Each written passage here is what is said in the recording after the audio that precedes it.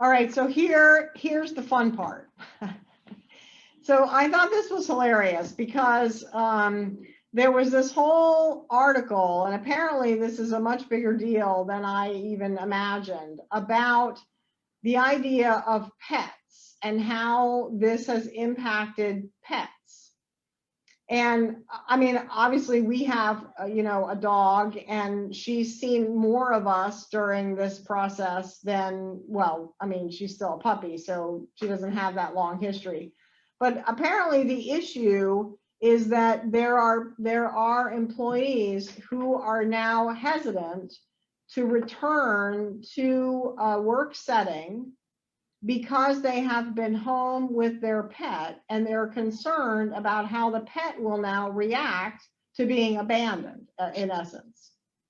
And so, and I'm not making fun of anybody. I am as devoted to my St. Bernard as anybody in the world, but I just thought it was entertaining to sort of think this through.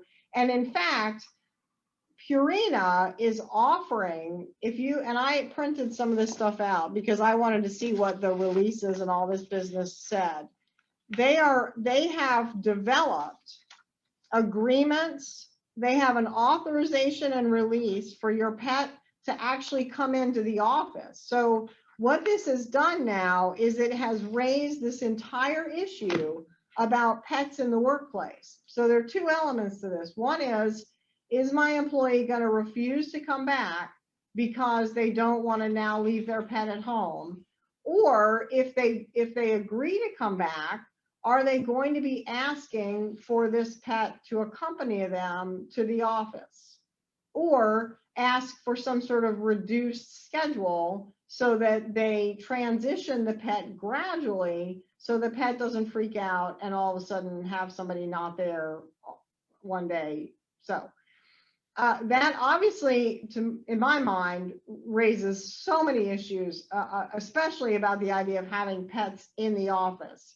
And this is not something that we've talked about in the context of COVID, but it's a very interesting issue because obviously the whole idea of having any animal in the workplace, number one, raises issues about whether it's a reasonable accommodation for a disability, which is sort of a whole silo to itself. But if it's not, and I don't have a disability, I just say I want my pet to come to the office, how on earth is an employer supposed to manage that when requests may be made by multiple people, and you can see a workplace getting completely out of control?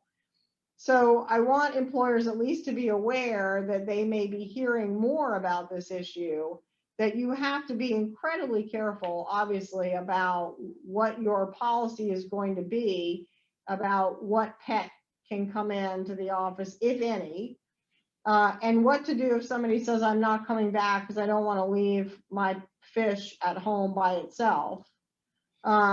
But it also raises the issue about accommodation. Now, we've dealt with this for a long time in the context of somebody with a disability who needs a service animal or an emotional support animal. And the rules would all be the same for COVID-related issues, regardless of the nature of the disability. You do the same analysis as we've always done, and that is this a reasonable accommodation? And you apply the same process for determining that than you would in any other reasonable accommodation case. Although, of course, there are many other things to think about, because in this case, an accommodation not only impacts the employee, but likely impacts a lot of other people in the workplace. So for instance, if Karen says, I need my dog to come as an emotional support animal, and the employer says, okay, we'll talk that through and we can work that out. And then I say, wait a minute, I'm allergic to dogs and I sit next to her. So how are we going to deal? So there are a lot of issues that could be raised here, and this is not something to be taken lightly.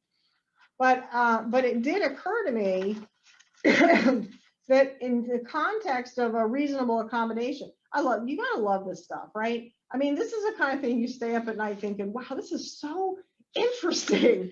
And this is when my 8-year-old goes, oh my God, don't talk to me anymore. the one thing that's really interesting about this is whether someone will claim that remote work is a reasonable accommodation because they need to be with their pet, who's a calming influence through all of this, hysteria and stress and all of those things. So if an employee says, I'll only come back if I'm allowed to bring my, my pet ferret or whatever it is you have, and the employer does the analysis and says it's not feasible to have that kind of animal or whatever, we can't do that. It's not going to be a reasonable accommodation. Then, whereas the analysis maybe used to have ended there, now, especially with everybody working remote, you're going to have to go a step further and say, but is it a reasonable accommodation to allow you to continue working remotely simply because you need to be with your pet? Well, this is fascinating. And I know just from my Facebook feed, so many of my friends who now have the quote pandemic pet, right? They were home, so now's the time to adopt that puppy or the kitten or what have you. And now I've been home with this pet. We bonded, we're together all the time, and now I have to go back to the office and leave the pet 8 to 10 hours a day.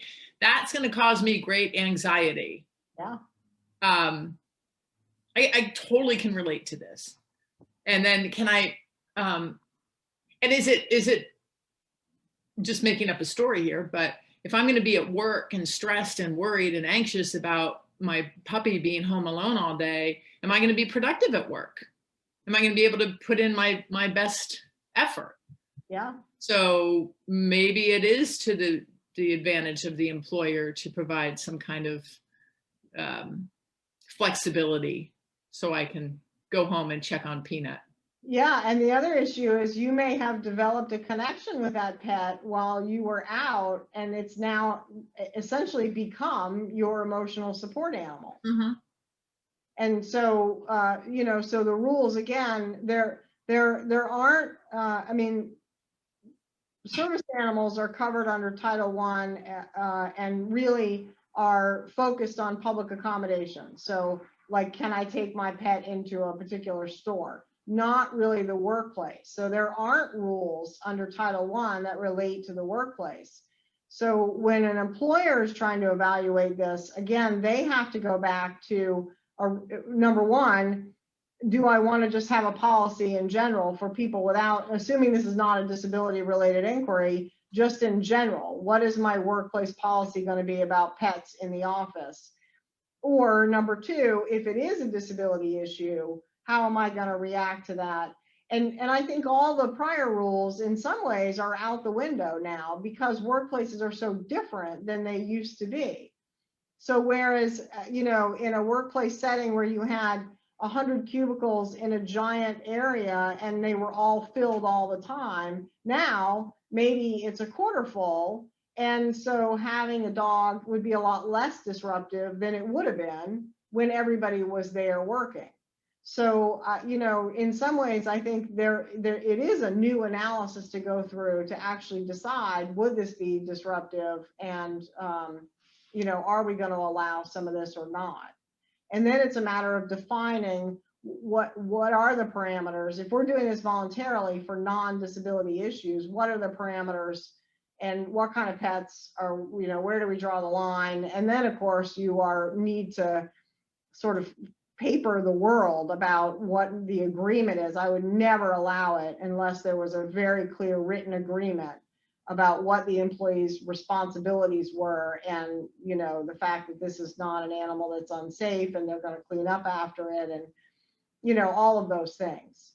So, and then of course if you take this even steps further, because it's just fun to do that, then you have to think about like wage and hour issues, right? So now you've got this person coming to you saying, I can't possibly come to the office because Fluffy would, die of loneliness if I were to leave all of a sudden. And now maybe I'm thinking, well, hold on now. You're billing 8 hours a day or telling me that you're sitting at your computer 8 hours a day in your home office.